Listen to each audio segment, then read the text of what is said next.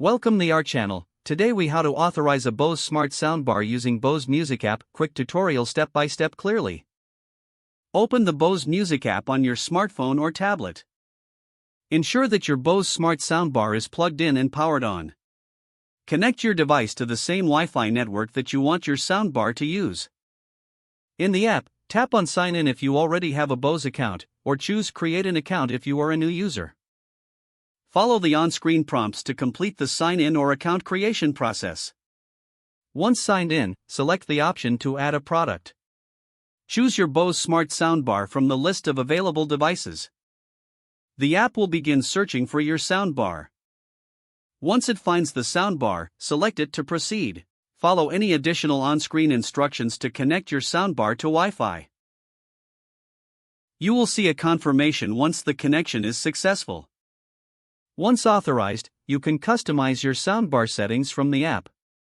Explore features like voice control, audio presets, and more. Congratulations, your Bose Smart Soundbar is now authorized and ready to use. If the page does not load, refresh the browser or try again in a private or incognito window. Make sure you are using the correct email address, then retype it carefully to avoid small typos. If your password is not accepted, use the reset option and create a new strong password you can remember. Check your spam folder for verification or security emails, then complete any requested confirmation steps. Enable two-factor authentication if available to improve account security and reduce unauthorized access risk. After signing in, review your profile details so your contact information and settings are accurate and current.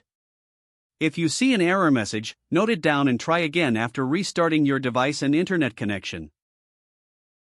Log out when you finish, especially on shared devices, to keep your account and payment information secure.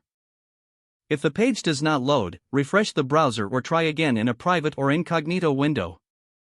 Make sure you are using the correct email address, then retype it carefully to avoid small typos.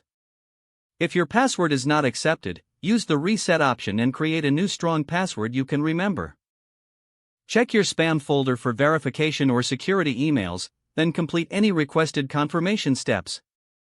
Enable two-factor authentication if available to improve account security and reduce unauthorized access risk. After signing in, review your profile details so your contact information and settings are accurate and current. If you see an error message, note it down and try again after restarting your device and internet connection. Don't forget to like this video and subscribe to our channel for more step-by-step tech guides.